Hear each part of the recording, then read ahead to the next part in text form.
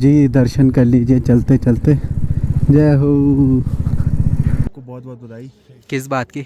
बात पक्की होगी आप। अभी 1-2 दिन और हैं, उसको सोचने का, मेरे को सोचने का समय। बहुत बहुत बधाई। बहुत तुम बहुत कैसे बधाई। कॉन्फिडेंस से बोल रहे कि बात हमें पक्की पता होगी? है ना, ये तो तू कैमरे के सामने तो चलो भाई, अच्छे दर्शन हो चुके हैं आज के शुभ दिन में। और यहीं से बद्री विशाल जी के भी आप दर्शन कर लीजिए और हनुमान जी के भी दर्शन आप लोग सब करें। तो भाई सुबह सुबह का पहाड़ों का दृश्य यहाँ जोशीमठ में कुछ ऐसा नज़र आता है। सामने दिखती है हाथी पीक और घोड़ी पीक, और साथ में स्लीपिंग ब्यूटी का खूबसूरत नज़ारा जोशीमठ शहर का। हेलो दोस्तों, गुड मॉर्निंग, नमस्ते, स्वागत प्रणाम आपका देवभूमि उत्तराखंड के छोटे से शहर जोशीमठ शहर से। कल अंचल और हम लोग यहीं पे रुक गए थे मौसम ख़राब होने की वजह से, और मौसम जो ख़राब हुआ तो वो चीज़ आप देख सकते हो। कल थोड़ी सी स्नोफॉल हुई है ऊपर ऊपर, और यहाँ पे थैंग गाँव के ऊपर भी थोड़ी जो है बर्फ़बारी हुई है। ये देखें, काफ़ी मौसम ठंडा हुआ। रात में तो भाई बहुत ज़्यादा ठंडा होता है जोशीमठ में, हवाएं चलती है। पुलना गांव से ज़्यादा ठंड यहाँ पे रहती है। बाकी खूबसूरत मौसम, नज़ारे, बढ़िया बढ़िया दृश्य दिख रहे हैं। तो भाई अंशुल और मेरी तैयारी होगी वैसे घर जाने की। थोड़ा मार्केट में काम है, थोड़ा घूमते हुए आ जाएंगे राइडिंग करके, क्योंकि हम जो बाइक राइड है विंटर्स में बहुत कम बार करते हैं। तो थोड़ा तपोवन तक घूम करके आ जाएंगे, फिर उसके बाद घर के लिए निकलेंगे आराम से। चलिए जी, अंशुल और मैं निकलते हैं थोड़ा राइड पे। 10:30 हो चुके हैं, नाश्ता भी वहीं करेंगे और वहाँ से आने के बाद सीधा घर, थोड़ा मार्केट में काम निपटा के। तो भाई ये है अपना शॉर्टकट जाने का रास्ता।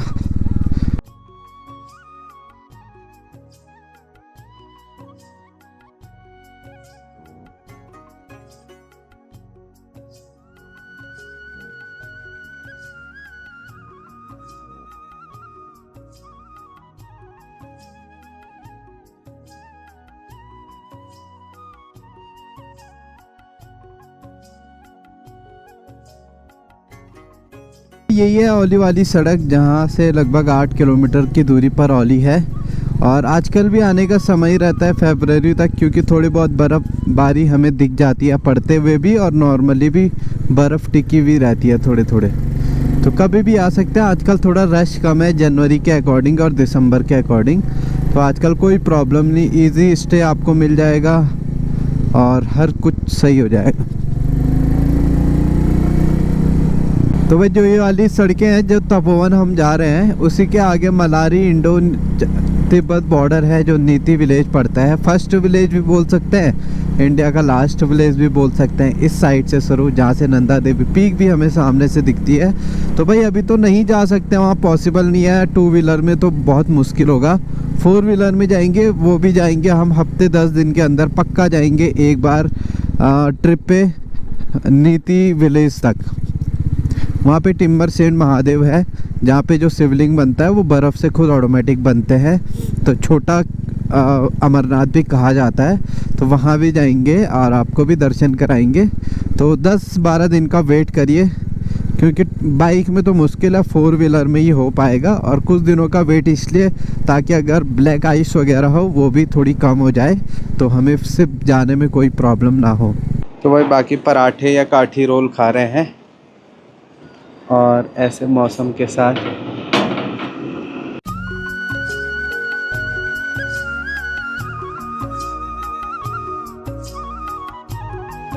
तो भाई यहाँ से देखो कितना खूबसूरत व्यू भी दिख जाता है। सामने बर्फीली पहाड़ियाँ दिखती हैं, और ये वाला जो पहाड़ी है इसका कोई आइडिया नहीं है मुझे ऐसा लगता है कि नीलकंठ पर्वत हैं जो बद्रीनाथ धाम में, बट समझ ही नहीं आ रहा, किसी को पूछना पड़ेगा तभी आइडिया लगेगा। बाकी इस साइड भी पहाड़ों के उस पार जो है प्यारे प्यारे सुंदर गांव हैं, जिसका नाम है गंगपार। गंगपार मतलब गंगा के पार वाला गांव। तो ये देखो गांव वहाँ भी बसे हुए हैं, प्यारी प्यारी जगह। तो बढ़िया मौसम है भाई आजकल, बहुत सुंदर लगती है, धूप बहुत बढ़िया लग रही है। तो अब निकलने की तैयारी करते हैं। मुझे लग रहा है अंशुल और मैं सिर्फ यहाँ नाश्ता करने आए, ऐसा काम था नहीं यहाँ पे। बस चल चल चल चल। ग्लव्स पहन रहा है भाई वो, अब ठंडा लग रहा है। ये है हनुमान शिला, हनुमान जी का पूरा चेहरा दिखता है इस चोटी पे।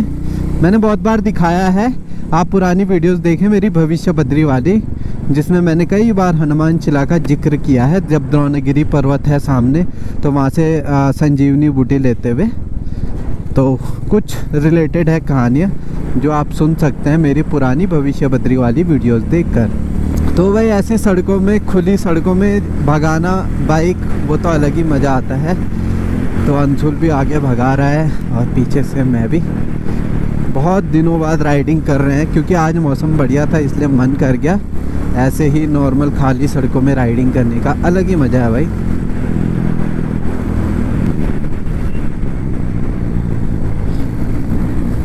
तो भाई मैं रुका हुआ हूँ अंशुल के लिए, हम निकले तो साथ ही थे, उसने कहा था तू निकल जा थोड़ा सा काम है।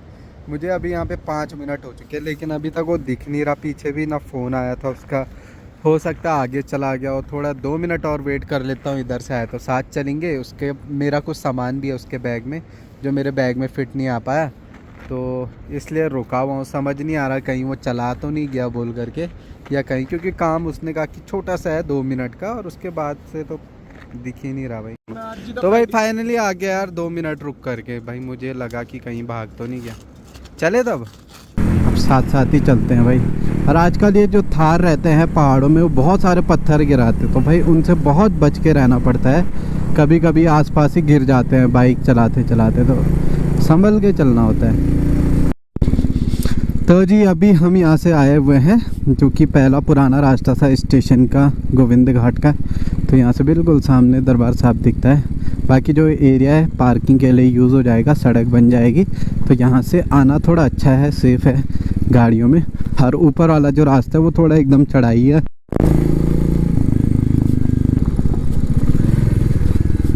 तो जी दर्शन कर लीजिए चलते चलते।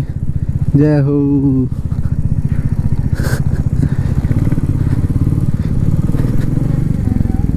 हाँ यहाँ पे भी कंस्ट्रक्शन का काम चल रहा है। अंशुल पहली बार देख रहा है निशान साहब, कह रहा बहुत ऊंचा है निशान साहब जी।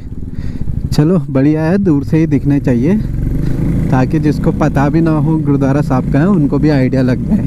क्योंकि बहुत लोग कंफ्यूज हो जाते हैं ना, बिल्कुल बद्रीनाथ हाईवे रहती है तो वो पांडुकेश्वरी पहुँच जाते हैं, तो गोविंद घाट का पता लग जाएगा उनको जब वो अचानक से निशान साहब जी देखो हर जगह से दिख रहे हैं, ऊंचे हैं। और तो जी एंट्री कर चुके हैं हम अपनी घाटी में, फुलना विलेज में। तो वही घर पहुंच चुका हूं और यहाँ पे हवाएं चल रही है बढ़िया। लूसी देखो पहले ही आ चुकी है, यहाँ पे इंतज़ार पे बैठी थी। लूसी लूसी भाई कल के बारे में मैंने अभी कुछ बोला ही नहीं है क्योंकि हमारी बातचीत हो रही है, मतलब हुई है, नंबर एक्सचेंज हो गया था। बाकी वही है भाई, अब मम्मी पापा डिसाइड करेंगे, बात करेंगे। सही लगा तो कंफर्म, नहीं लगा तो नो कंफर्मेशन। तो चलो, बाकी हमें क्या होता है कि हमें इतना दुनियादारी की समझ नहीं है, जो चीज़ें हैं रियल है, तो वही चीज़ें फैमिली डिसाइड करेगी, हम डिसाइड करने वाले कोई नहीं होते हैं। तो बाकी बातचीत अच्छी रही, सोच विचार अच्छी रहती है। हर एक चीज़ जो चीज़ें थी मेरे पे जो समझ थी उतना मैंने कंफर्म किया, पूछा। बाकी जो पेरेंट्स को सही लगे वो इम्पोर्टेंट है। चलो जो भी होगा अच्छा ही होगा, भगवान पे भरोसा इम्पोर्टेंट है। तो भाई यहाँ पे रुप्पी भाई लोग आए हुए हैं, आराम कर रहे हैं धूप में। और सबसे पहले भाई आपको बहुत बहुत बधाई। किस बात की? बात पक्की होगी। अभी 1-2 दिन और हैं उसको सोचने का, मेरे को सोचने का समय। बहुत बहुत बधाई। तुम कैसे कॉन्फिडेंस से बोल रहे कि बात हमें पक्की पता होगी? है ना, ये तो तू कैमरे के सामने स्क्रिप्ट बना के बोल रहा है, ये हमको पता है भाई। नहीं भी हम तेरे स्क्रिप्ट दोस्त कुछ हैं। नहीं है भाई, अभी पक्का नहीं है। आपने देखा होगा कल पूछा भी था मैंने उनसे, 2-3 दिनों का टाइम तो लेना ही पड़ता है। बहुत बहुत बधाई। क्यों भाई? बहुत बहुत बधाई गौरव भाई को मेरी तरफ से। और इसके लिए कोई लड़की हो कहीं पे भी आसपास में तो संपर्क करे गौरव चौहान को। बहुत बहुत बधाई गौरव चौहान जी को कि उनकी अब वो वैवाहिक जीवन में बनने वाला है। परसों या वो की बात पक्की हो जाएगी, उसके बाद 1-2 साल में उनकी वैवाहिक जीवन में वो प्रस्थान करेंगे। बिल्कुल बहुत- आपकी तो भाई आज बहुत दिनों बाद जो है दोस्तों के साथ घूमना फिरना हो रहा है, तो चलते हैं। ऐसे मौके कम मिलते हैं। रुप्पी तो भाई ज़्यादातर अपने नानी गांव पांडुकेश्वर में रहता है, तो आज आया हुआ है तो घूमने फिरने गप्पे मारने में अलग मज़ा आता है। और आज गांव में कोई फंक्शन था, मुंडन कार्यक्रम था, तो वहाँ पे ऊपर पे कार्यक्रम भी चल रहा। खाना उधर ही था लेकिन मैं खा के आ चुका था तो इसलिए मैं गया नहीं, थकावट भी थी। चलो कोई नहीं, बढ़िया मौसम है, घूमना फिरना होता रहेगा। तो भाई शाम को टहलते टहलते आकाश के साथ हम यहाँ हनुमान चट्टी पे आ गए थोड़ा व्यू देखने के लिए। बिट्टू भी आया हुआ है, अखिलेश भी आया हुआ है। यहाँ से आगे तो जाना पॉसिबल नहीं हो पाता है, ना ही अलाउ होता है बद्रीनाथ धाम के लिए। तो सोचा आज क्यों ना यहाँ तक के दर्शन करा लो, क्योंकि बहुत कमेंट आ रहे थे बद्रीनाथ धाम भी जाइए, वहाँ पॉसिबल नहीं होता, सिर्फ हनुमान चट्टी तक ही पॉसिबल हो पाता है आजकल। बट यहाँ भी बर्फ़ नहीं है इस बार, सिर्फ ऊपर ऊपर चोटियों में बर्फ़ है थोड़ी सी। ये देखो वहाँ पे भी अभी ऊपर ऊपर फ्रेश स्नोफॉल पड़ रही है। यहाँ पे ठंडा तो लग रहा है भाई, ठंड तो बहुत ज़्यादा है।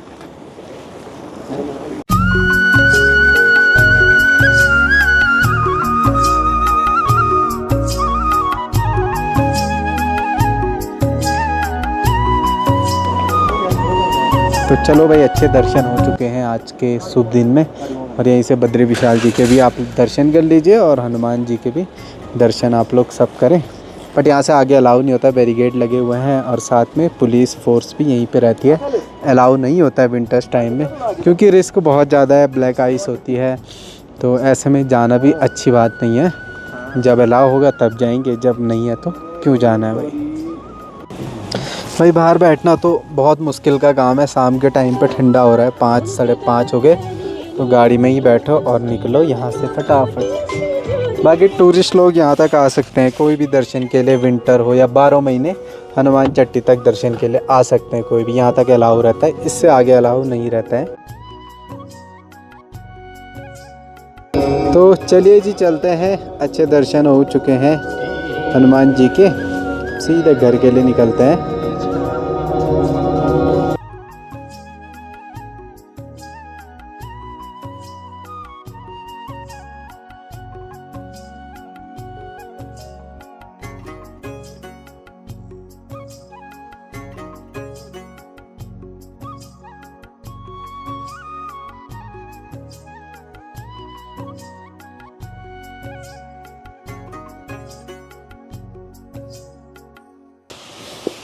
तो भाई घर आ चुके हैं, हनुमान चट्टी भी जाके हो चुके हैं। आज बहुत ज़्यादा थकावट होगी।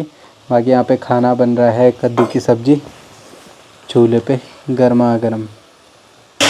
तो भाई मैंने तो लड़की से बात कर दी है, अब मम्मी लोग भी बात करेंगे। सब कुछ मम्मी लोगों पे डिपेंड है मेरे करने से कुछ नहीं होगा। चलो जो भी है मैंने बता दिया है, पता चल ही गया। तो जी अब सोने की तैयारी करते हैं और मिलते हैं अगले नेक्स्ट व्लॉग में। तब तक के लिए take care, bye bye, love you all, bye दोस्तों।